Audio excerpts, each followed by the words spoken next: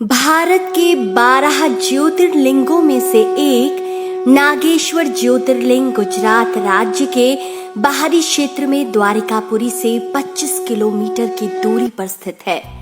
इस ज्योतिर्लिंग की शास्त्रों में अद्भुत महिमा कही गई है। धर्म शास्त्रों के अनुसार भगवान शिव को नागों के देवता के रूप में जाना जाता है। नागेश्वर का पूर्ण अर्थ नागों का ईश्वर है और इसीलिए भगवान शिव का एक अन्य नाम नागेश्वर भी है। इस पवित्र ज्योतिर्लिंग के दर्शन की भारतीय कथा पुराणों में एक बड़ी महिमा बताई गई है। माना जाता है कि जो भक्त इस मंदिर में बैठकर श्रद्धा पूर्वक महात्म्य की कथा सुनता है उसके पाप धुल जाते हैं। अन्य ज्योतिर्लिंगों की तरह नागेश्वर ज्योतिर्लिंग के संबंध में एक कथा प्रसिद्ध है। कथा के अनुसार सुप्रिय नाम का एक व्यापारी भगवान शिव का अनन्य भक्त था।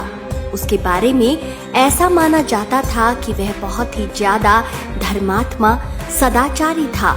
उसकी इस भक्ति और सदाचारिता से एक बार दारुक नाम का राक्षस नाराज हो गया। राक्षस प्रवृत्ति का होने के कारण उसे भगवान शिव जरा भी अच्छे नहीं लगते थे। इसलिए वह ऐसे अवसरों की तलाश करता था जिससे वह सुप्रिय को नुकसान पहुंचा सके। एक दिन जब वह नौका पर सवार होकर समुद्र के जलमार्ग से जा रहा था, उस समय दारुक ने उस पर आक्रमण कर दिया। राक्षस दारुक ने नाव पर सवार सभी लोगों सहित सुप्रिय का अपहरण कर लिया और अपनी पुरी में ले जाकर उसे बंदी बना लिया। जैसा कि सुप्रिय शिवजी का अनन्य भक्त था, इसलिए वह हमेशा शिवजी की आराधना में तन्मय रहता था। ऐसे में कारागार में भी उसकी आराधना बंद नहीं हुई और उसने अपने अन्य साथियों को भी शंकर जी की आराधना के प्रति जागरूक कर दिया। वे सभी शिव भक्त बन गए।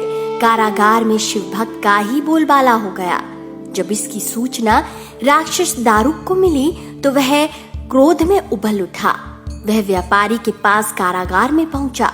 व्यापारी उस समय पूजा और ध्यान में मग्न था।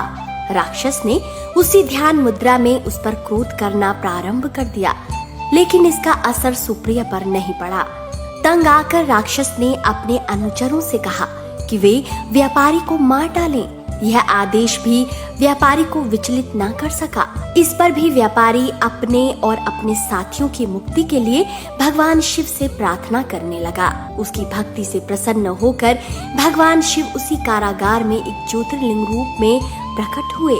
भगवान शिव ने व्यापारी को पाशुपत अस्त्र दिया ताकि वह अपनी रक्षा कर सके। इस अस्त्र से सुप्रिय ने राक्षस दारुक तथा उसके अनुचरों का वध कर दिया। उसी समय से भगवान शिव के इस ज्योतिर्लिंग का नाम नागेश्वर के नाम से प्रसिद्ध हुआ। नागेश्वर ज्योतिर्लिंग के अतिरिक्त नागेश्वर नाम से 2 अन्य शिवलिंगों की भी चर्चा ग्रंथों में प्राप्त होती है। ज्योतिर्लिंग के रूप में द्वारिकापुरी का नागेश्वर ज्योतिर्लिंग विश्व भर में प्रसिद्ध है। तो दोस्तों, आपको कैसी लगी ये कहानी? अपनी राय कमेंट सेक्शन में जरूर दीजिए और इस कहानी को ज्यादा से ज्यादा लोगों तक पहुंचाएं। हर हर महादेव।